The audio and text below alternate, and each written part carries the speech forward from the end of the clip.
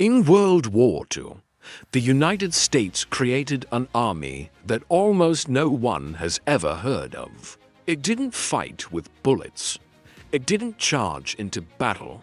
And yet, it helped defeat Nazi Germany. This army didn't even exist. What if I told you that during the most brutal war in human history, American soldiers carried paintbrushes instead of rifles, loudspeakers instead of machine guns, and rubber tanks instead of steel ones? And what if I told you Adolf Hitler believed every single lie they created for decades? The US government kept this story buried. The men who served in this unit went home after the war and were ordered never to speak about what they did. They couldn't tell their families. They couldn't tell their friends. And for nearly 50 years, history forgot them completely. But on the battlefields of Europe, this invisible army changed the course of the war. German reconnaissance planes spotted massive American tank divisions that weren't real. Enemy radio operators intercepted conversations between officers who didn't exist. Entire German units were moved, redirected, and delayed, all because of an army made of illusions. This was not a theory. This was not propaganda. This was a classified military unit known as the Ghost Army. Their mission was simple and terrifying: convince the enemy that a powerful American force was positioned where it wasn't, while real Allied soldiers attacked somewhere else. If the Ghost Army was exposed, they wouldn't be captured, they wouldn't be rescued, they would be erased.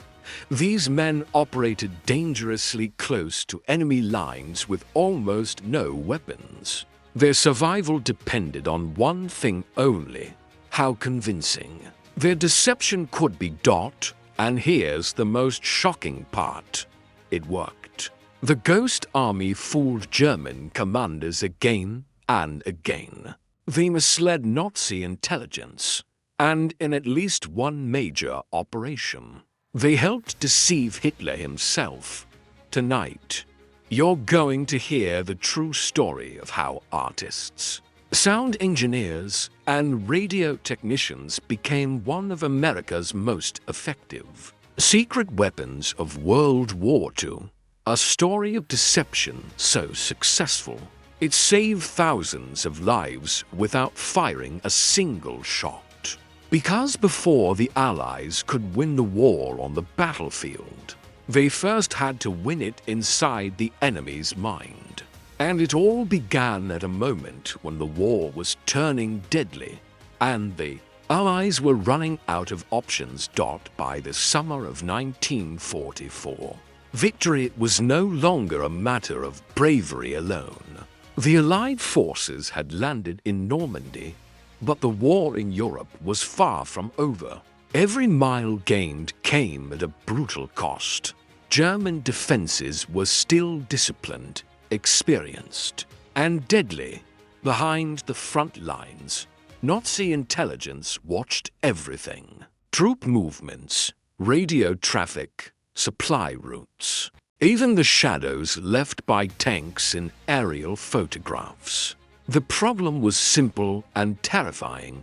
The Allies did not have enough men to fight everywhere at once. Every real division committed to battle left another area exposed. Every offensive risked walking into a deadly ambush, and the Germans knew this. They studied patterns. They waited for mistakes. One wrong move could lead to catastrophe. Allied commanders realized that if they wanted to survive, if they wanted to win, they needed to fight a different kind of war. A war not of firepower, but of perception. Instead of overwhelming the enemy with numbers, what if they could convince the enemy those numbers existed? This wasn't an entirely new idea. Deception had always been part of warfare.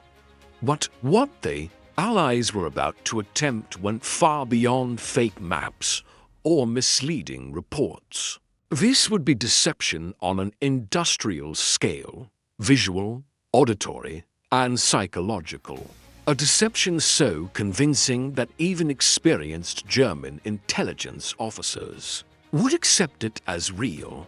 The battlefield was no longer just land and air. It was the human mind. German commanders relied heavily on reconnaissance aircraft, intercepted radio communications, and pattern analysis. If the Allies could manipulate what the Germans saw, heard, and believed, they could control enemy decisions without ever engaging them directly. The goal wasn't to defeat German troops in combat. The goal was to make them move when they shouldn't, wait when they should attack, and defend places that were never going to be hit. But to pull this off, the US Army needed something it had never created before. Not a new weapon, not a new tank, but a new kind of unit. One designed entirely to deceive. A unit that would operate in the shadows, close to the enemy, with almost no protection.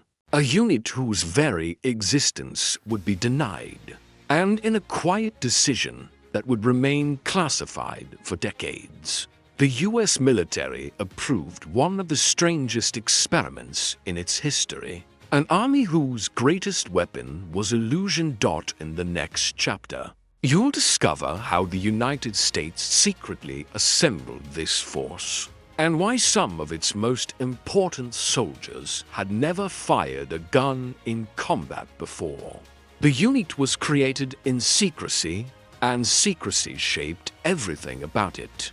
On paper, it sounded ordinary. The 23rd Headquarters Special Troops. No dramatic name. No hints of its true purpose. If someone glanced at the paperwork, they would assume it was just another support unit. That was exactly the point. But behind closed doors, something unprecedented was happening.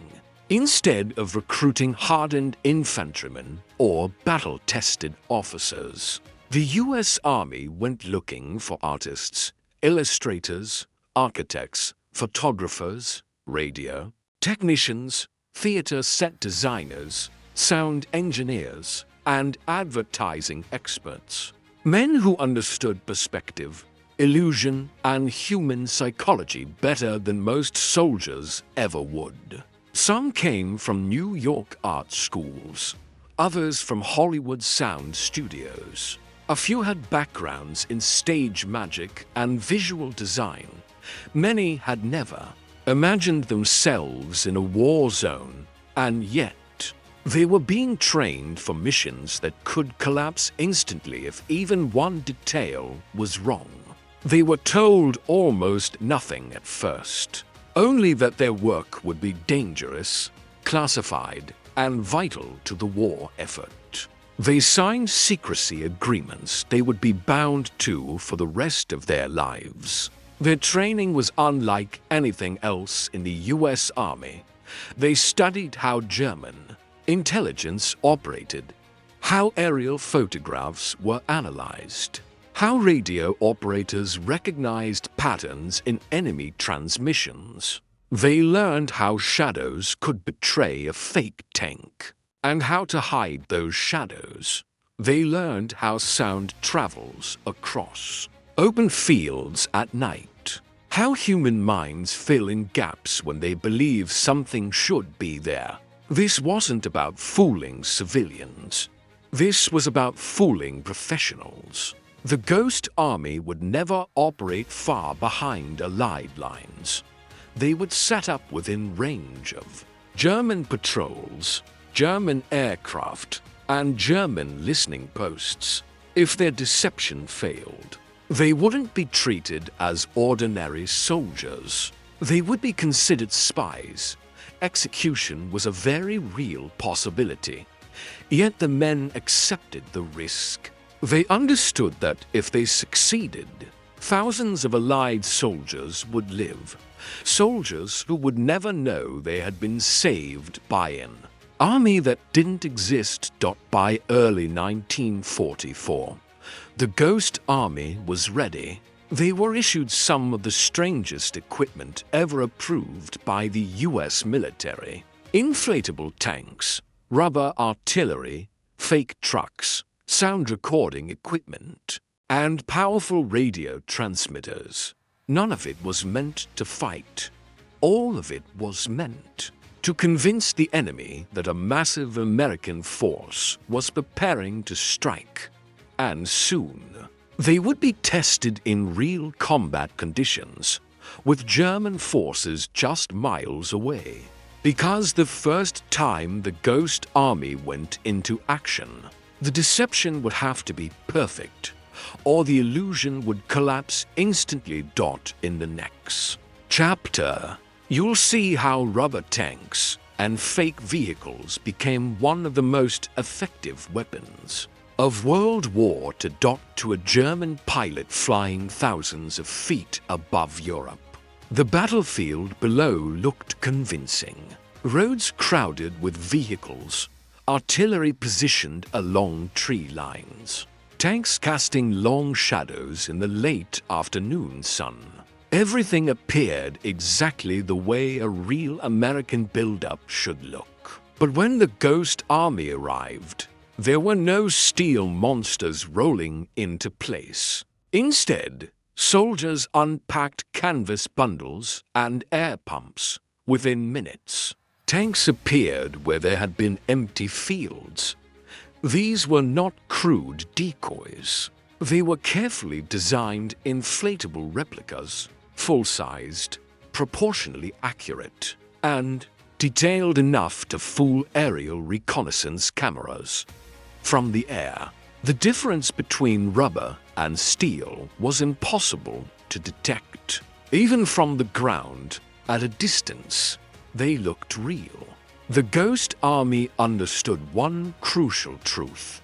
Most intelligence was gathered from far away. German analysts relied heavily on aerial photography. They counted vehicles, measured spacing, compared images taken days apart to identify build-up patterns. The Ghost Army exploited this perfectly. They positioned fake tanks where real tanks would logically be placed.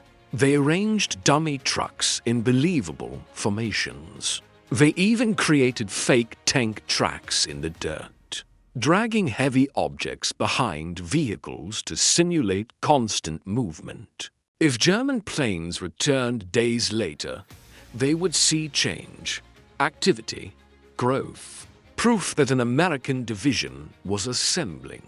And it worked time after time.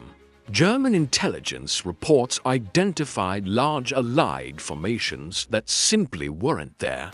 Entire divisions were reported preparing for attacks that would never come.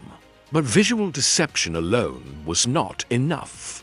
German commanders didn't trust a single source of information. They cross-checked everything.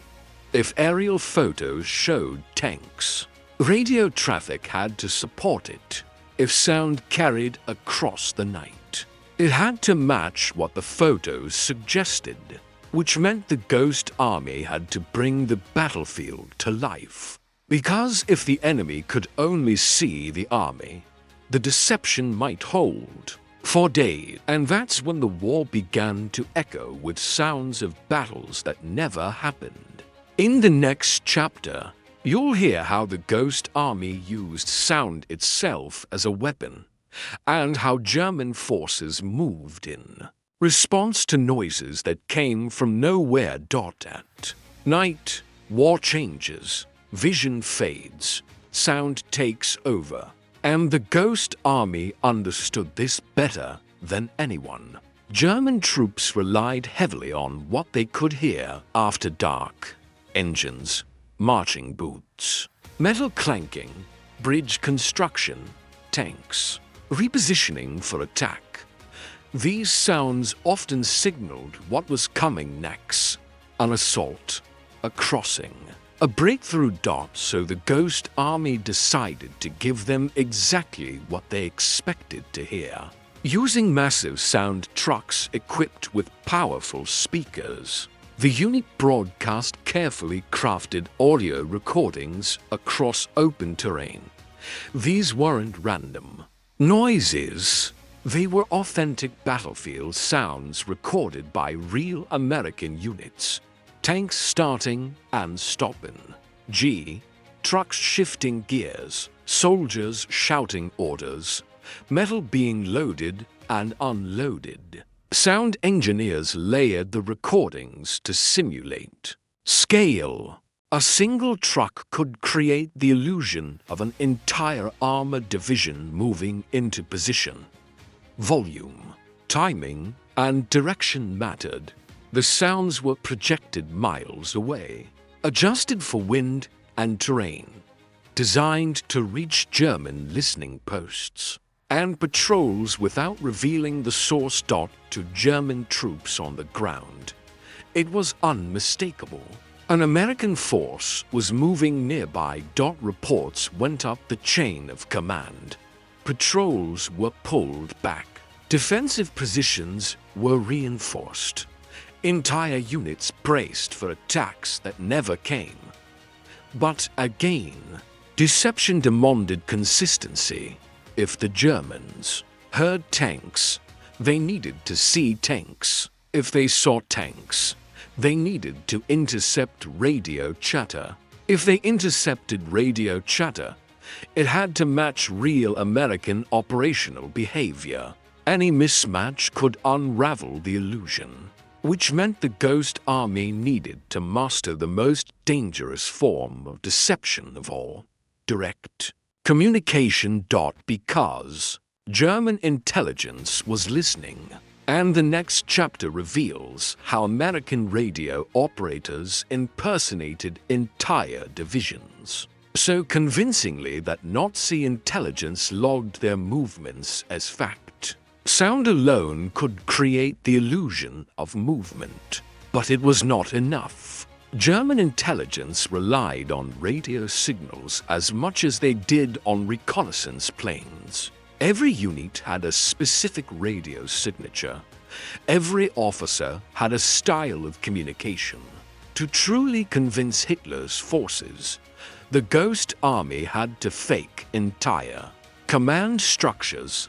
Specially trained radio operators intercepted authentic transmissions from real American divisions and studied them meticulously. They learned patterns, the rhythm of messages, the abbreviations used, even the tone of the operators. Then, they began transmitting their own false messages from hidden positions. These messages spoke of troop movements, logistics, supply, convoys, and tactical maneuvers. To anyone listening, it was indistinguishable from real division communications. German analysts tracked these transmissions carefully. They logged reports, cross-referenced with aerial photos, and believed them as truth. But radio deception didn't stop at messages. The Ghost Army created fake generals, entire staffs, and phantom headquarters. They crafted convincing daily schedules and simulated operations orders.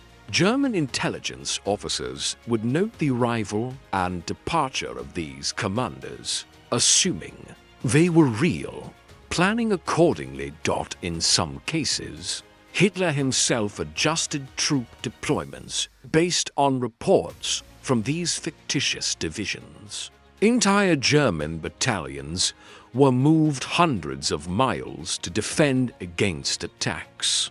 That would never happen, all because an inflatable tank and a sound truck had convinced them. The Americans were stronger than they actually were. Every successful deception came with immense risk. If the Germans discovered that the radio traffic was fake, the soldiers were exposed. Without armor or heavy weapons, they would have been sitting ducks in enemy territory. And yet, these men carried out operations repeatedly, day after day, without firing a single shot. They created an army of shadows, capable of influencing the enemy without a single bullet ever being fired. In the next chapter, you'll learn how these illusions were deployed directly in combat zones. Danger deception, no matter how clever, has one weakness: proximity to the enemy. The Ghost Army wasn't a safe, hidden unit far from danger. They were often stationed just miles from German forces, sometimes in the line of fire, sometimes within sight of reconnaissance planes. One mistake, one misstep, and their secret would have been exposed, with deadly consequences. Soldiers of the Ghost Army carried almost no heavy weapons. A few rifles, pistols, and grenades were all they had for defense.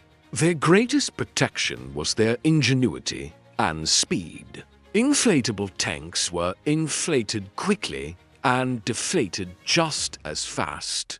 Fake artillery could be moved into place in minutes. If German troops approached, the illusion vanished before anyone could react. Despite this, the Ghost Army operated under extreme pressure. Some units set up decoys in the middle of open fields, under the cover of darkness. Others had to assemble fake headquarters in broad daylight, relying on distance, perspective, and camouflage to remain undetected. Engineers ran wires for sound trucks. Radio operators transmitted fake messages, and artists painted murals on tents and canvas backdrops, all while enemy eyes could be watching. Every operation tested their nerves. Soldiers had to act like real infantry units, march convincingly, and sometimes even leave tracks for German reconnaissance to follow. In many ways, they were actors performing a dangerous role on a stage where the audience carried guns. And yet, the stakes were more than just exposure. If the Germans realized the deception, they could retaliate with artillery or airstrikes. The Ghost Army relied entirely on maintaining the illusion, often putting themselves closer to enemy fire than conventional units would dare. The courage it took to operate under these conditions cannot be overstated. These men were not only fighting an enemy army, but also battling the immense psychological stress of performing a war in which illusion was the weapon. Their success in combat zones allowed Allied forces to launch real attacks elsewhere with fewer casualties.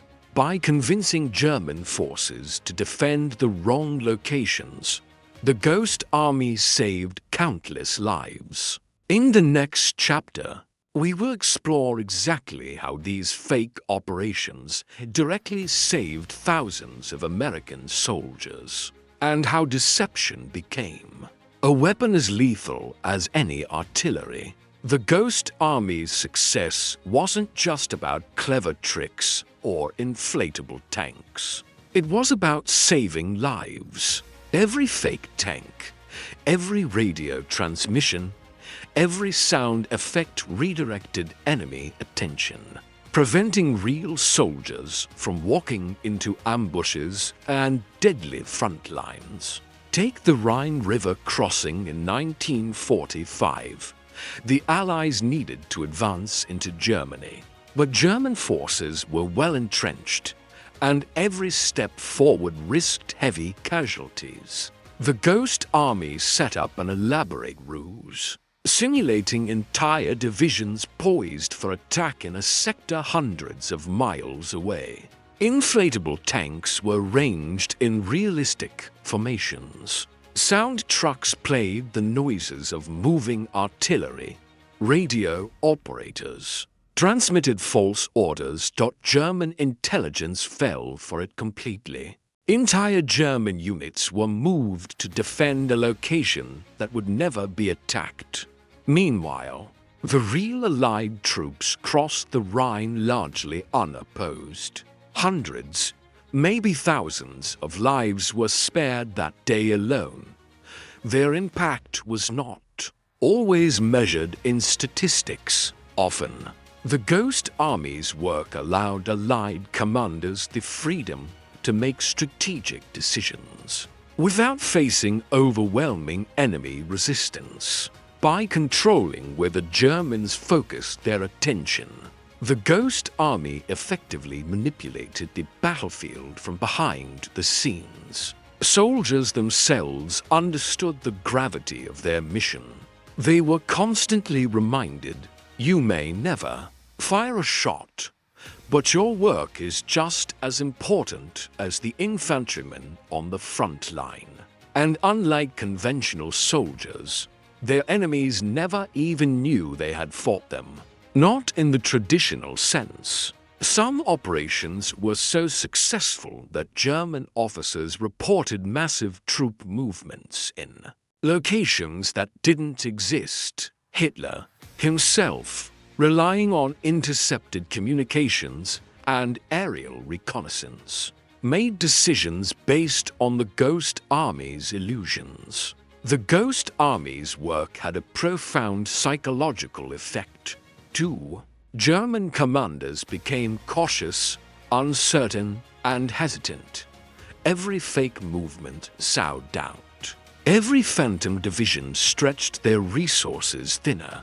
This confusion alone was enough to prevent aggressive counterattacks and reduce Allied casualties.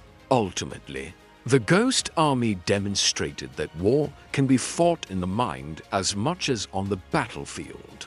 They showed that ingenuity, creativity, and deception could save lives just as effectively as bullets or bombs. In the next chapter, we'll dive into some of the Ghost Army's most daring operations, missions that directly misled Hitler himself and changed the outcome of battles in Europe. Some of the Ghost Army's most audacious operations took place in the final year of the war. During critical moments, when every Allied move could tip the balance. One of the most famous was during the crossing of the Rhine River in 1945, a pivotal point in the push into Germany. Real troops were moving to one sector, but the Germans had to be convinced that a massive American force was preparing elsewhere.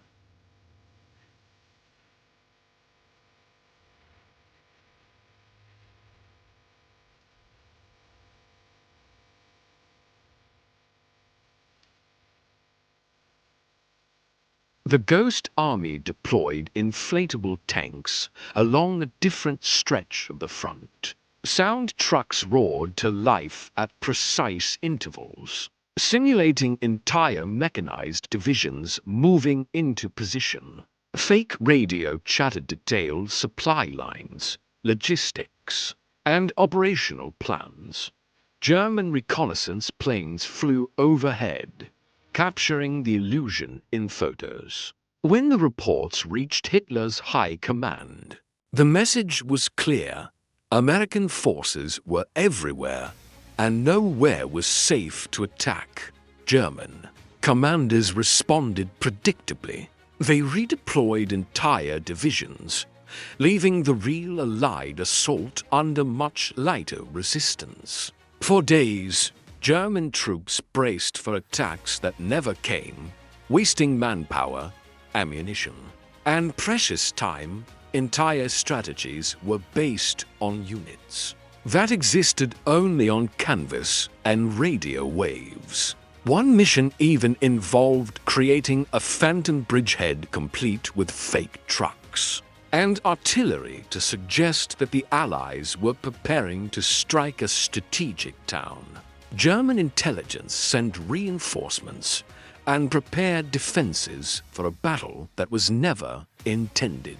When the real troops arrived elsewhere, the resistance was minimal. The deception not only saved lives, but accelerated the Allied advance. The brilliance of these operations lay in their subtlety. They didn't destroy German troops.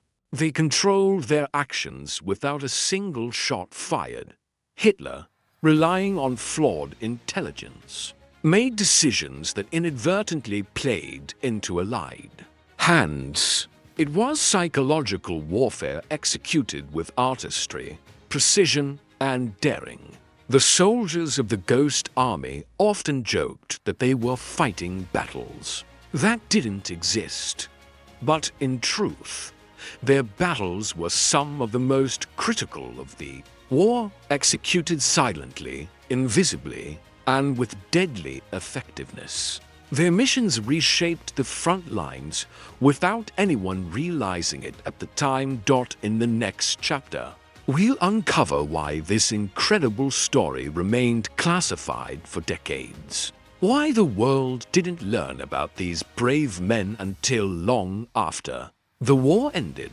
After the war ended in 1945, the Ghost Army faded into obscurity.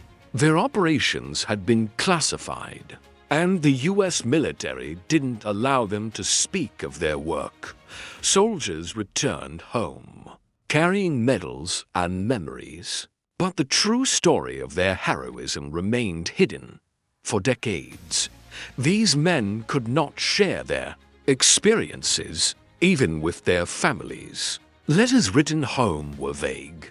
Conversations were carefully guarded. The public knew nothing about the unit that had risked life and limb without firing a single shot, that had saved thousands of soldiers through ingenuity and creativity alone. Why such secrecy? Part of it was standard military procedure. Psychological operations were considered highly sensitive. The techniques the Ghost Army perfected could be used again, and revealing them might compromise future operations. Part of it was the Cold War, where deception and intelligence were more valuable than ever, and operational methods needed to remain confidential. Many of the soldiers, frustrated by the silence, kept scrapbooks, sketches, and diaries, documenting their work in secret. Some tried to speak publicly, only to be told they were violating national security. Their contributions were acknowledged in bits and pieces, but the full story remained classified until the 1990s, when the story finally emerged. It stunned historians and the public alike. Here was a unit that had turned art, sound, and deception into one of the most effective weapons of World War II, and the world had never known. Their secrecy also amplified the legend of the Ghost Army. Stories of phantom divisions, inflatable tanks, and phantom generals captured imaginations. People began to see the Ghost Army as almost mythical, a secret weapon so clever it seemed unreal. Yet, the truth was far more inspiring than myth. These men were ordinary Americans, artists, musicians, designers, and engineers who became extraordinary soldiers. They showed that bravery doesn't always mean charging into gunfire. Sometimes it means standing in an empty field, inflating a rubber tank, and hoping that your illusion is convincing enough to save lives. In the final chapter, we'll explore the enduring legacy of the Ghost Army, how their story has influenced modern warfare, inspired generations, and finally earned recognition. Decades later, The Ghost Army's story did not end when World War II was over. In fact, its true impact only became clear decades later. What began as a secret operation to deceive the enemy had left a permanent mark on military strategy, psychological warfare, and the understanding of how ingenuity can save lives. Modern military tactics still study the principles pioneered by the Ghost Army: inflatable decoys, fake radio transmissions, and battlefield illusions have evolved with technology. But the core idea remains the same. War can be fought as effectively in the mind as it can be on the battlefield. Today's operations in conflicts across the globe continue to draw lessons from those creative men who risked everything without ever firing a shot. Recognition came slowly, but it finally arrived. Veterans of the Ghost Army began to receive the honors they had earned long ago. Exhibits in museums showcase their art, sound equipment, and even inflatable tanks, allowing the world to witness the ingenuity that had gone uncelebrated for so long. Historians, journalists, and filmmakers brought their stories into public consciousness, finally telling the world how a small, invisible force had saved thousands of lives and changed the course of battles. But the true legacy is more profound than medals or museum exhibits. It is a lesson about courage, creativity, and the unseen ways that people can make a difference. The men of the Ghost Army remind us that heroism does not always require weapons. Sometimes it requires imagination, boldness, and the willingness to perform under impossible odds. Their story also challenges our perception of war.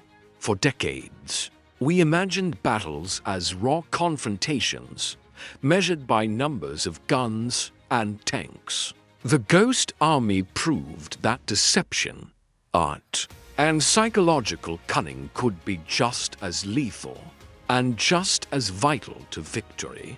As we remember their work, one truth stands out. The Ghost Army may have fought battles that didn't exist, but their impact was very real.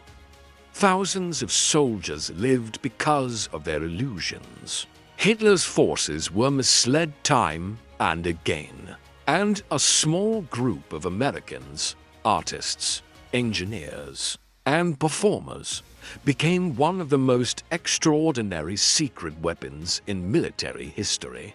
In the end, the Ghost Army teaches us something timeless. Courage comes in many forms. Bravery is not only about confronting bullets and bombs. Sometimes it is about standing in the open with a rubber tank, a sound truck, and the belief that such incidents and the history almost gone. The historical step to human ingenuity, depth, and the incredible power of waves